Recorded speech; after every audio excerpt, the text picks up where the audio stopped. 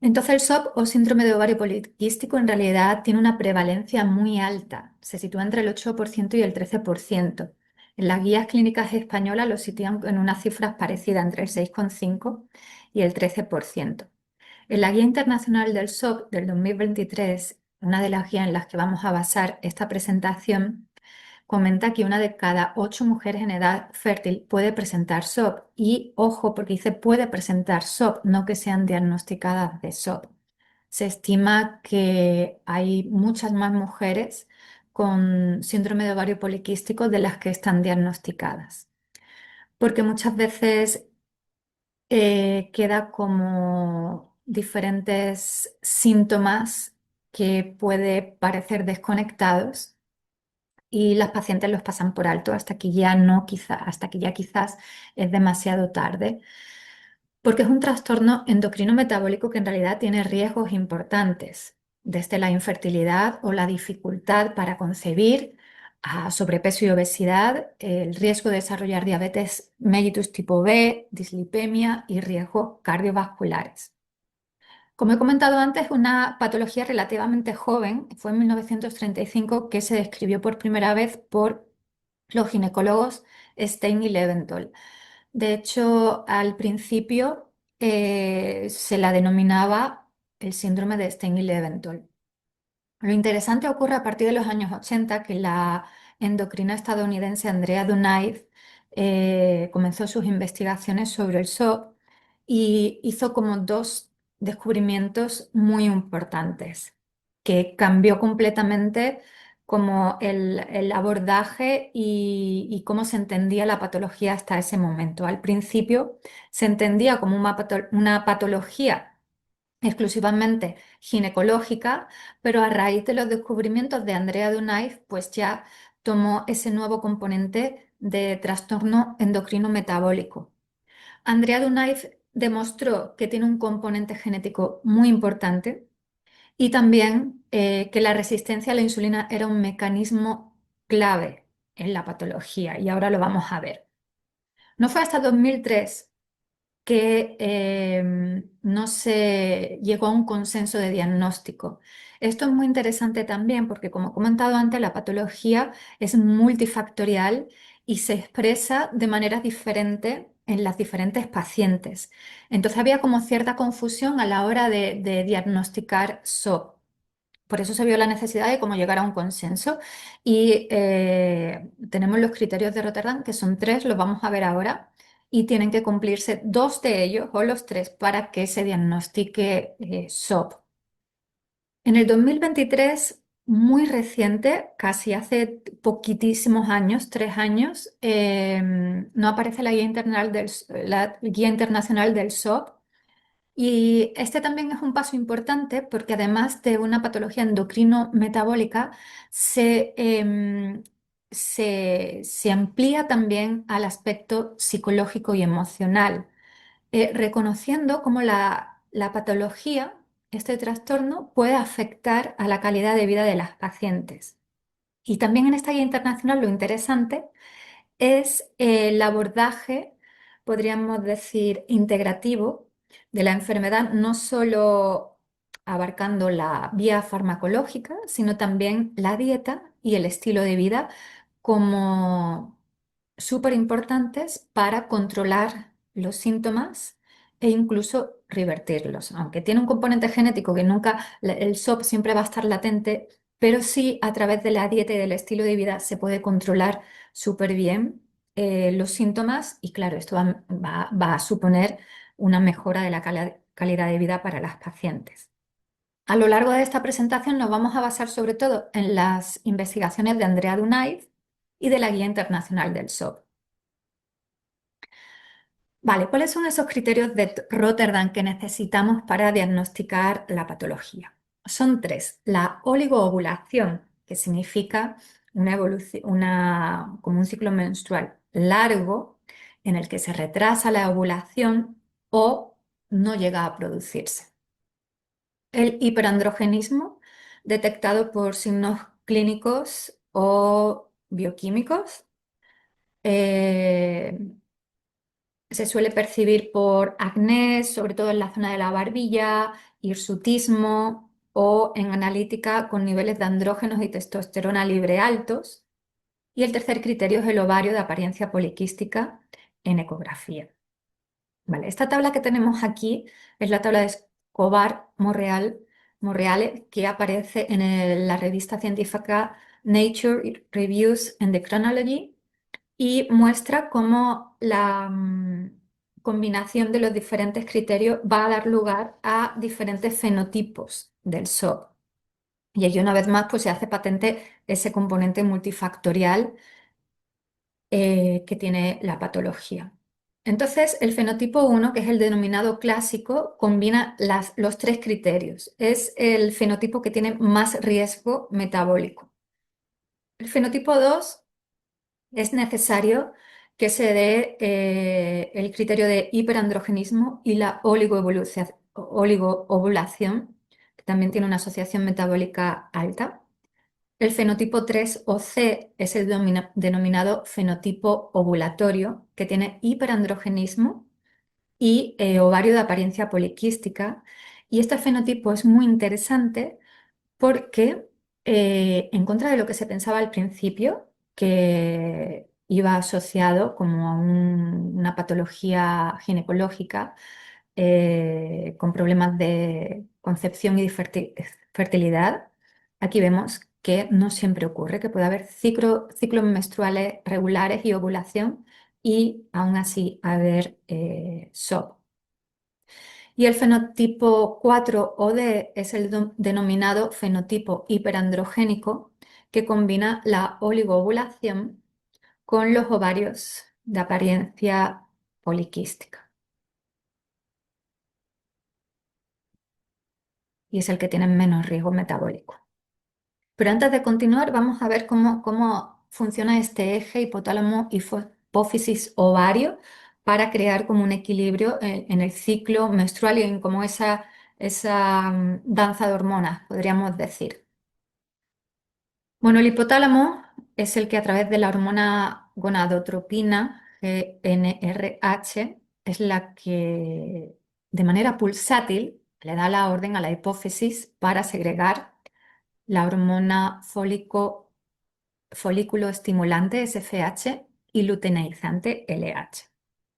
La FSH lo que hace es que el óvulo crezca y madure, y la LH lo que va a hacer es como liberarlo, ¿no? Es el que produce la liberación. A medida que el folículo va madurando, va segregando también de manera pulsátil estradiol.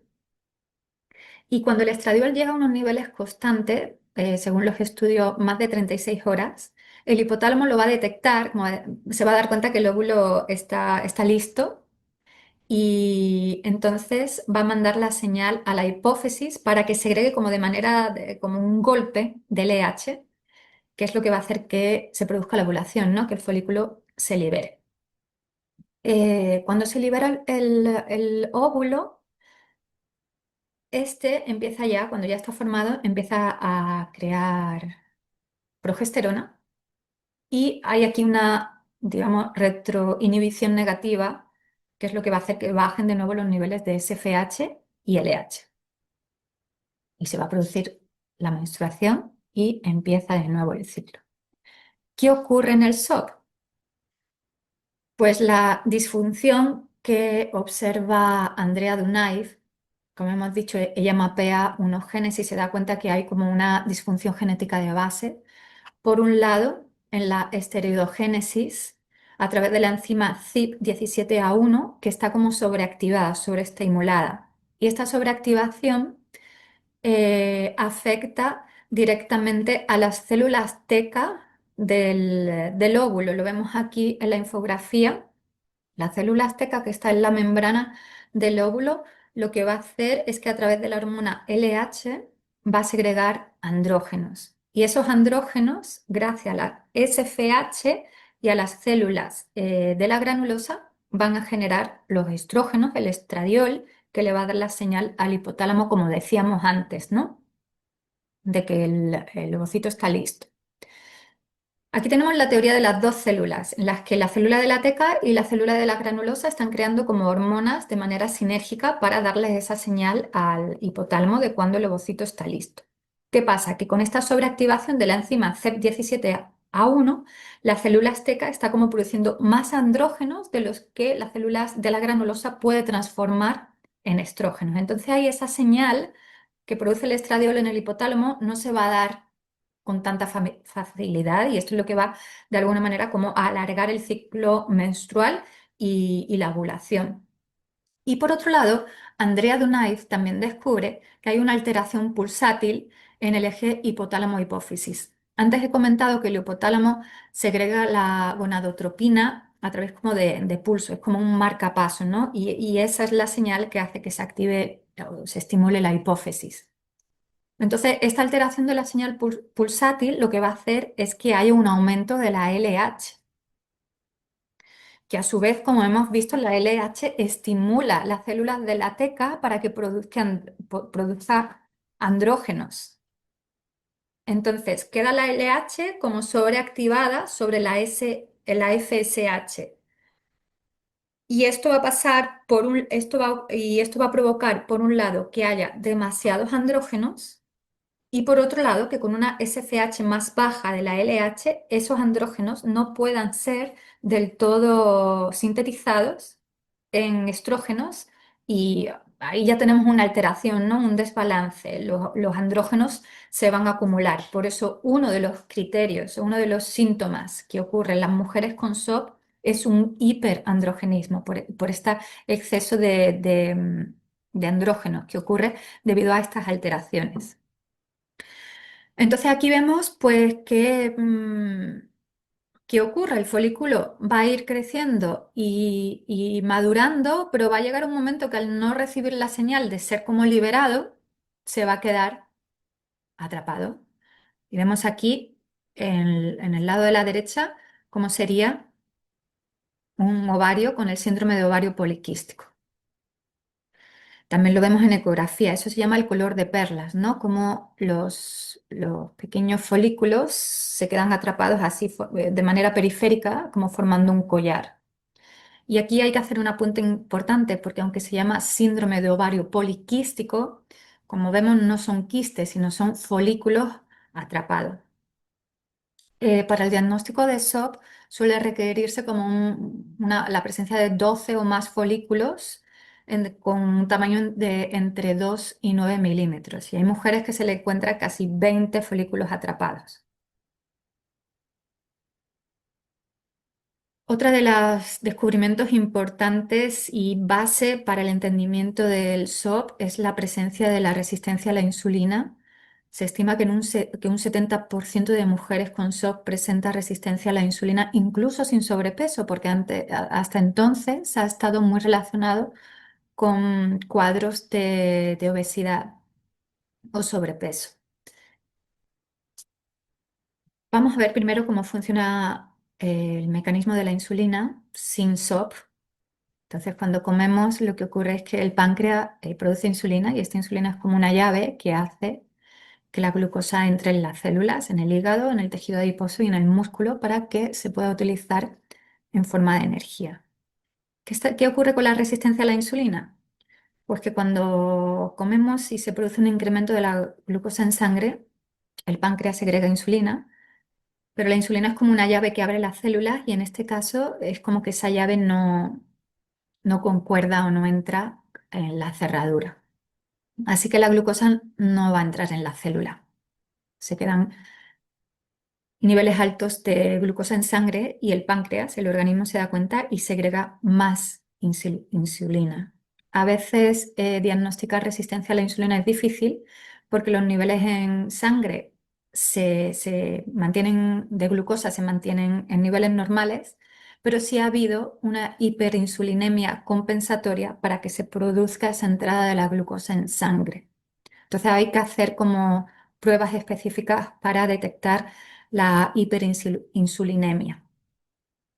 Esta hiperinsulinemia, pues lo que hace es que haya menos energía que se acumule, que se guarde de manera disfuncional la energía y uno de los síntomas que pueden percibir las pacientes es como más hambre y dificultad para sentir como saciedad, ¿no? Porque el cuerpo no está, el metabolismo energético pues no está funcionando del todo bien. Hay una señal ahí confusa.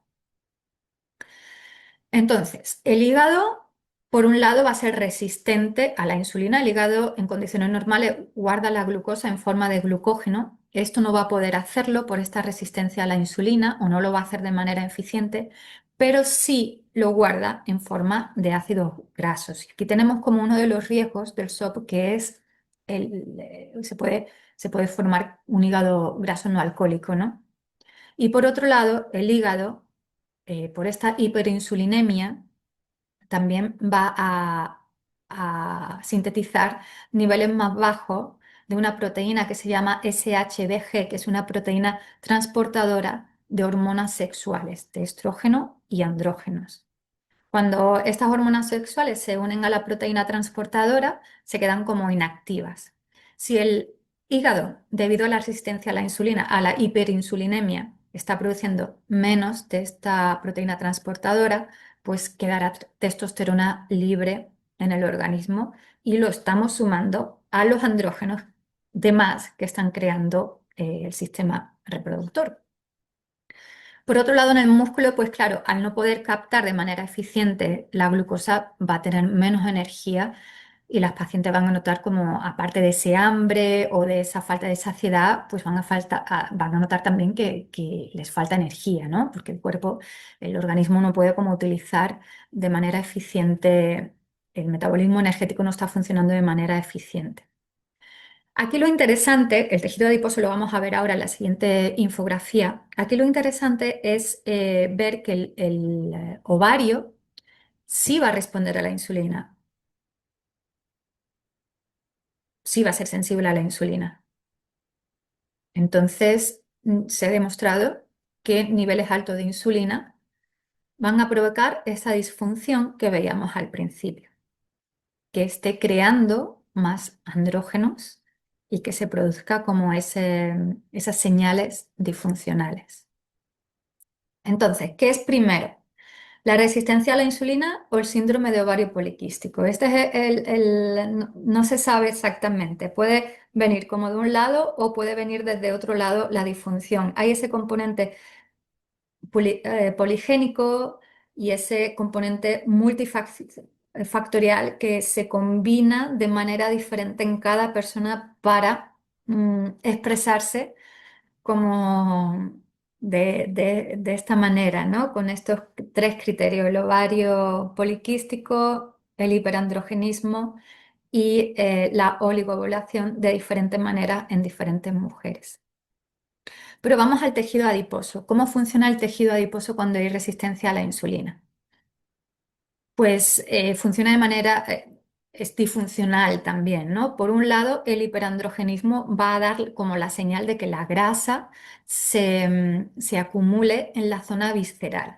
Esta grasa visceral, por un lado, va a tener riesgo metabólico y por otro lado, va a producir inflamación, una inflamación de bajo grado, pero que va a estar presente, va a producir un estrés oxidativo.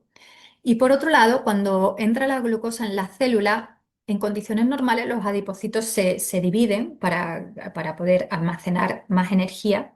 Pero en el caso del SOP lo que ocurre es que ese adipocito va a perder como la capacidad de dividirse y lo que va a ser como inflarse más, captar el mismo más energía. Y esto va a producir como que ese adipocito sea inestable y va a ir como perdiendo ácidos grasos que van a ir al torrente sanguíneo, pero no se van a gastar bien. Va a ser como que siempre va a estar en circulación y reabsorbiéndose.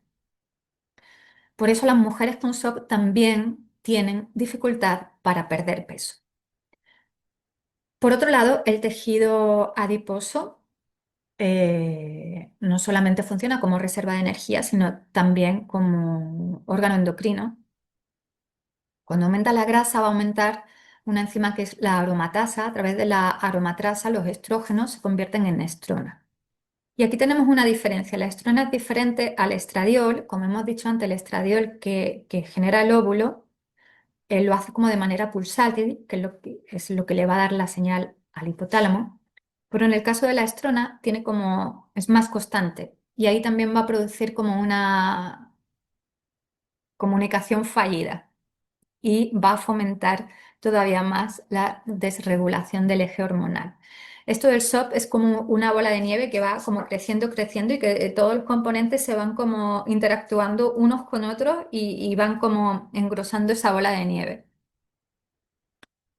Entonces va a llevar que haya una serie de implicaciones a largo plazo en la salud de las pacientes y que afecte bastante a su modo de vida, a su calidad de vida, porque puede llevar como a problemas de infertilidad o a dificultad para concebir.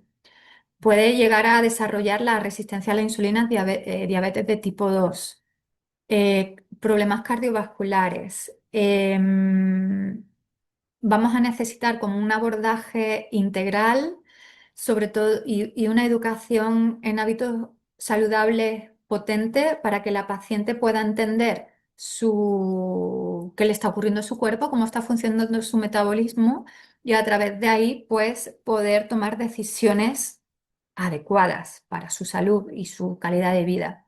Estas decisiones van a estar muy relacionadas con una alimentación saludable, con un control periódico, monitorizar la glucosa, los lípidos, la presión arterial, también manejar el estrés y la posible ansiedad o depresión que puede generar las fluctuaciones hormonales.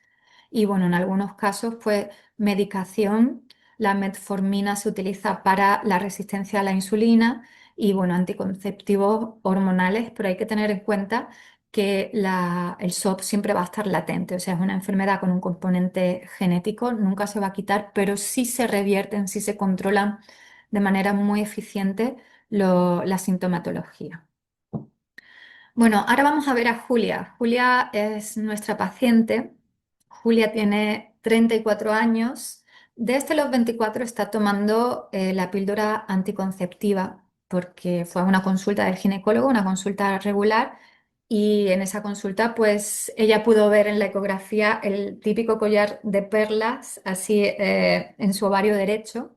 También presentaba acné en la zona de la barbilla y su ginecólogo pues le recetó la píldora anticonceptiva, le dijo que le iba a ayudar mucho con el acné y a Julia pues en ese momento no le pareció mal tomarla, hasta ahora con 34 años, 10 años después que ha decidido formar una familia y ha dejado de tomar la píldora. Entonces, claro, es cuando ha empezado a notar eh, signos de hiperandrogenismo, le ha vuelto el acné, ella lo asocia mucho con la ingesta de chocolate en los días previos de la menstruación, que tiene sentido porque se produce un desbalance hormonal y siente como mucho deseo de tomar azúcares simples.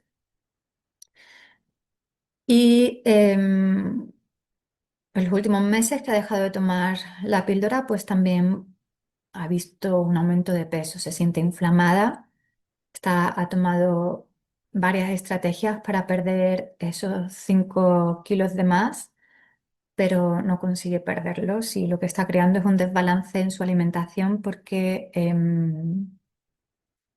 tiene sobreingestas descontroladas e intenta como compensarlo con ayuno intermitente. Si recordamos los criterios de Rotterdam, pues Julia combina el hiperandrogenismo con ovarios de apariencia poliquística, pero sus reglas parecen regulares, no tiene dolor, no tiene nada en las reglas que le haga prestar la atención como que hay un problema aquí. Y ella, como hemos comentado, fue diagnosticada con SOP fenotipo C hace 10 años. Ha estado tomando la píldora anticonceptiva durante estos 10 años en los que la sintomatología ha estado como controlada.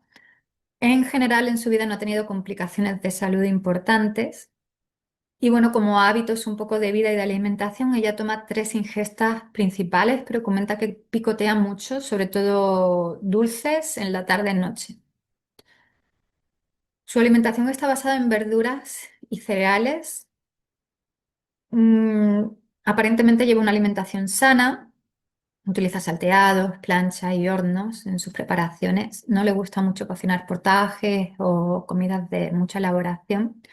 Lo que sí vemos es que tiene baja ingesta proteica, tanto animal como vegetal y lácteos. Y bueno, realiza yoga 2 veces en semana, yoga suave, no de demasiada intensidad, pero sí le ayuda a controlar el estrés y la ansiedad que sufre a veces y también como eh, esa fatiga, le ayuda a relajarse. Y algunos fines de semana comentas que también sale a la naturaleza a hacer senderismo. Entonces, cuando hacemos el recordatorio de 24 horas, vemos que Julia desayuna a las 7:30 de la mañana porque entra en el cole a las 8. Toma como un bol de copos de avena de marca blanca del súper, con yogur, también del súper, plátanos cortaditos, dátiles cortaditos y lo mezcla todo, le echa un poquito de canela y lo acompaña con un té verde. Luego en la sala de profesores en el cole, como a media mañana, eso de las 11:30, pues tomo un café con leche. Pues la máquina es una máquina de esta de cápsulas que ya viene como preparado industrialmente. Y luego ella sale a las 4, o sea que a las 4:30 llega a casa y se prepara una ensalada de pasta con salsa César. Utiliza un salteado de zanahoria, brócoli, guisante y la pasta esta que viene como de colores y la salsa César pues del súper. A media tarde, sobre las 7 de la tarde, pues es cuando le suele dar el ataque de dulce y picotea. Y en este caso, pues Julia comenta que se le fue un poquito la mano, que compró un paquete de mini bizcochitos de chocolate, comió uno, no la sació, comió otro y terminó comiendo cinco casi sin darse cuenta. Y claro, ya hasta las 9:30 y 10 de la noche no tuvo hambre, que se hizo como una crema de calabaza, patata y puerro. Igual con un bol no le se sintió saciada y repitió 2 boles. Los parámetros bioquímicos de Julia, pues ella presenta insulina elevada en ayunas, triglicéridos elevados, esto es por esta disfunción del hígado. También transaminasas elevadas, que también indican una sobrecarga metabólica en el hígado. Presenta baja vitamina C, que suele estar relacionado con la sensibilidad a la insulina y, bueno, a un estado metabólico inflamatorio. La hormona S, la proteína transportadora SHBG está disminuida, que comentamos antes que esto indica como que hay más testosterona libre en el organismo. Y bueno, también presenta de micronutrientes magnesio en niveles bajos. Aquí vemos la valoración pro- antropométrica de Julia. Ella actualmente pesa 71 kilos, tiene una altura de 1,65, su peso ideal estaría en 63 kilos aproximadamente, pero le vamos a ajustar su peso ajustado, pues que estaría en 62 kilos cuando tenemos sobrepeso y sobre todo en este caso de Julia, ¿no? Que puede haber un riesgo de trastorno de la conducta alimentaria por esta dificultad de perder peso. Lo tenemos que hacer de manera progresiva para la paciente, sin demasiada presión en perder peso. Así que vamos a utilizar su peso ajustado para calcular los macronutrientes, sus requerimientos energéticos. Así que vamos a utilizar el peso de 67 kilos aproximadamente. Ella tiene una cintura actualmente de 92 y cadera de 103 y según los cálculos pues presenta un riesgo metabólico elevado. El sumatorio de los pliegues nos va a ayudar a determinar la masa grasa y la masa magra, y la masa grasa se sitúa en un 36,8%, que también es un valor alto según las tablas de referencia. Así que bueno, el cálculo energético en reposo para Julia va a ser de 1.433 calorías con 48. Le ponemos un índice de actividad ligero de 1,5, así que el gasto energético total para Julia va a ser de 2.150 calorías, tomando, como hemos dicho, los valores de referencia del peso ajustado. Y en el caso de Julia, pues vamos a hacer un reparto de macronutrientes bajando un poquito los hidratos de carbono a un 40%, lo que le va a dar como 862 kilocalorías de hidratos de carbono, que son 215,52 gramos. Las proteínas las vamos a subir a un 25% para mejor control de la saciedad, lo que corresponde a 538 kilocalorías, 135 gramos aproximadamente. Y las grasas, pues también las vamos a subir un poquito a un 35%, lo que va a ser como 574 kilocalorías, unos 83 gramos, 84 gramos. Este sería como el plato ideal para Julia. Las recomendaciones dietéticas para Julia es asegurar que el plato está bien equilibrado en macronutrientes. Como hemos visto, aparentemente Julia lleva una alimentación sana, basada en verduras y en cereales. Entonces, en realidad, para ella no es tan sana, porque esto puede producir como picos de glucosa en sangre. Además, pasa como una mañana muy larga, muchas horas sin comer, desde las 7:30 que desayuna a las 4:30 de la tarde. Solamente toma un café con leche en el cole, pero luego a lo largo de la tarde vemos que hay un desbalance, ¿no? Y es cuando suelen aparecer los antojos y vemos que sus comidas están tan enfocadas en hidratos de carbono que puede haber como esas fluctuaciones de glucosa en sangre. Así que para ella va a ser fundamental incluir proteínas en su comida y en la educación nutricional, que aprenda lo importante que es esa combinación de macronutrientes en su plato, que siempre se asegure que hay grasas, que hay proteínas y que hay azúcares complejos, y que eso le va a ayudar a una mayor saciedad y a que no haya como esos picos de glucosa en sangre que tenemos que controlar en su caso, ¿no? Que es como el abordaje más clave. También les sugerimos que a media mañana tenga una comida, una ingesta más completa, para que no haya tanto espacio entre el desayuno y la comida.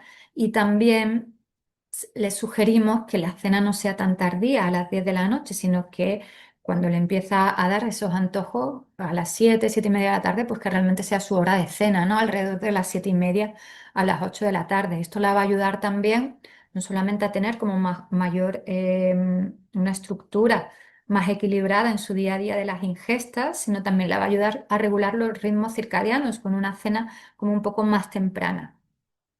Y otro punto súper importante para ella es que conozca cuáles son las frutas y las verduras con índice glucémico bajo, porque también en su recordatorio de 24 horas hemos visto que utiliza mucho almidones como patata, calabaza, zanahoria, boniato, avena, plátano, y todo esto tiene como índice glucémico bastante alto.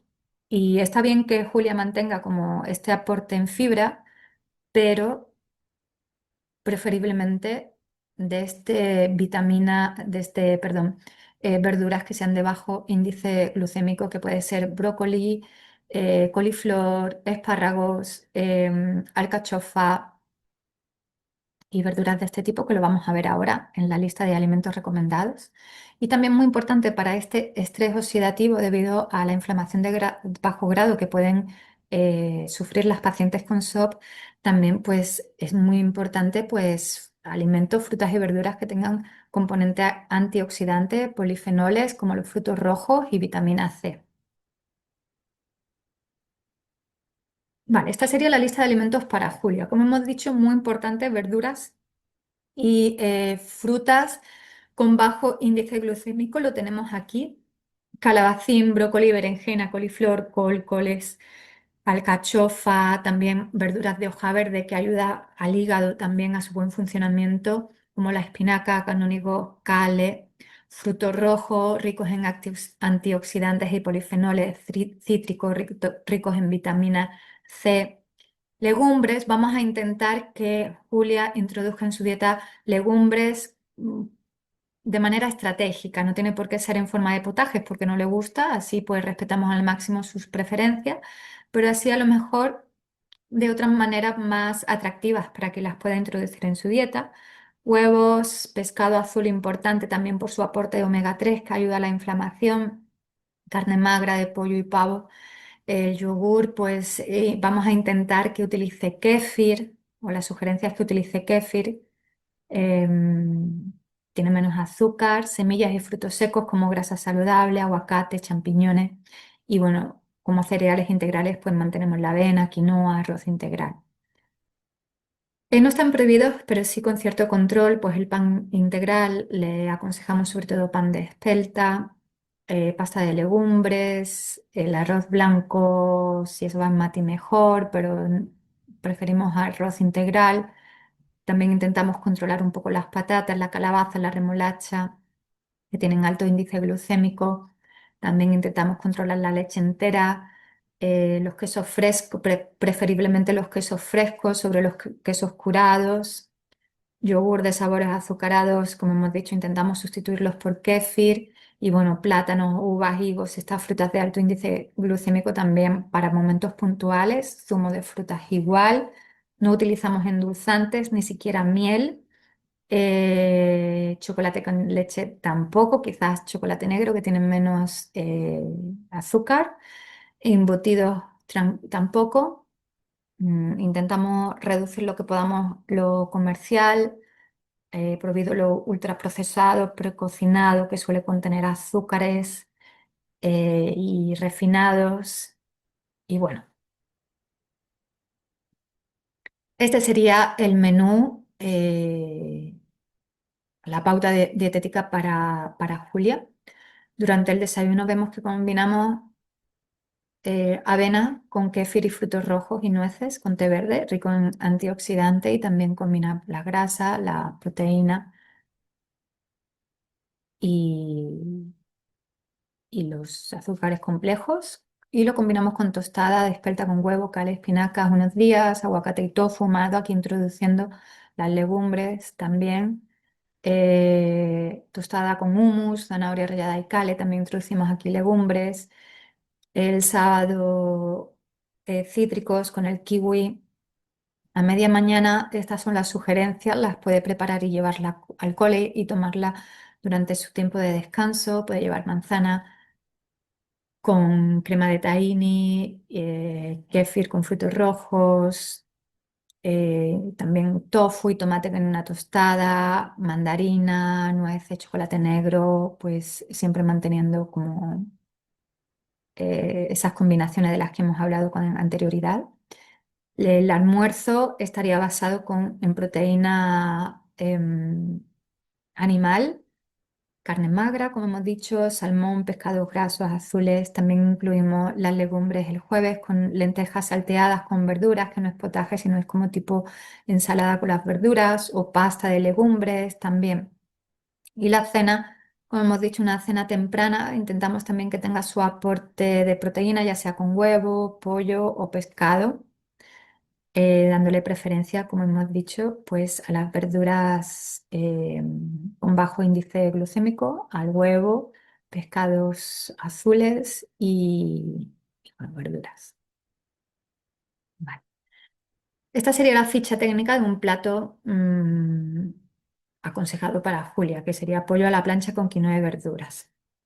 Vale, como educación nutricional para Julia, pues nos enfocamos sobre todo en que ella entienda cómo está funcionando su organismo en cuanto a la regulación de la glucosa y la insulina. Esto va a ser fundamental para que ella entienda qué pasa con los alimentos de alto índice glucémico, cómo va a afectar a su metabolismo. Así que también otra de las estrategias es como aportarle una tabla con los alimentos de bajo índice glucémico para que ella lo tenga en su nevera y pueda siempre consultar a qué alimentos elegir en cada momento, ¿no? También es muy importante que ella aprenda a combinar los macronutrientes en su plato. Esto le va a ayudar a controlar la saciedad, así que es muy importante las proteínas, las grasas en su plato y reducir los hidratos de carbono. A medida que ella va notando cómo esto le va a ayudar a estar más saciada Y a no tener esos picos de necesidad de dulce, pues vamos, por su propio peso va a empezar a hacerlo.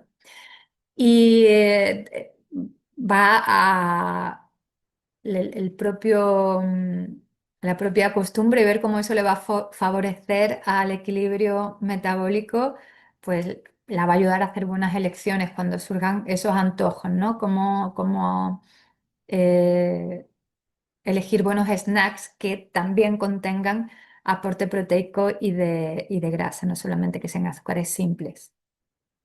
Le sugerimos que introduzca en su rutina de ejercicio entrenamiento de fuerza con pesas, porque el músculo gestiona mejor la insulina si hay un buen nivel de musculatura. Le sugerimos que cambie el yoga suave por quizás un yoga dinámico o pilates que genere más musculatura.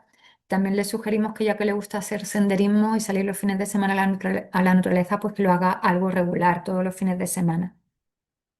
Nos damos cuenta de la importancia que tiene personalizar los tratamientos.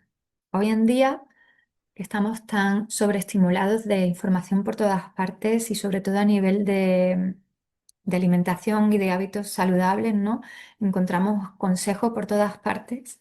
Qué importante es como acudir a un profesional que de verdad pueda entender qué está pasando en nuestro metabolismo, cómo está funcionando nuestro organismo y cómo se presenta esa sintomatología y cómo podemos abordarla desde un enfoque global e integrativo. Es muy importante, sobre todo en el SOP, en el que es una patología multifactorial que afecta, que puede manifestarse de manera diferente en las diferentes mujeres, que no tiene por qué haber obesidad, no tiene por qué haber desarreglos hormonales, pero que puede haber latente como todo este desequilibrio del organismo y a lo mejor pues notar cansancio, fatiga, que algo no va bien, pero no dar exactamente con qué. No es muy importante como estos abordajes personalizados y basados en la evidencia para que de verdad pueda haber una mejora en la calidad de vida y sobre todo una educación en cómo funciona nuestro propio organismo, un autoconocimiento, ¿no? Para poder tomar decisiones saludables y sobre todo sostenibles en el tiempo, ¿no? Que no sean como dietas o pautas a corto plazo o a medio plazo, sino sobre todo en este caso en el que el SOP tiene como riesgos muy importantes y graves, ¿no? Para la salud, pues poder mantener unos hábitos de vida a lo largo del tiempo que realmente nos ayude a tener una buena calidad de vida, ¿no? Y bueno, hasta aquí esta presentación y muchas gracias, espero que haya sido interesante.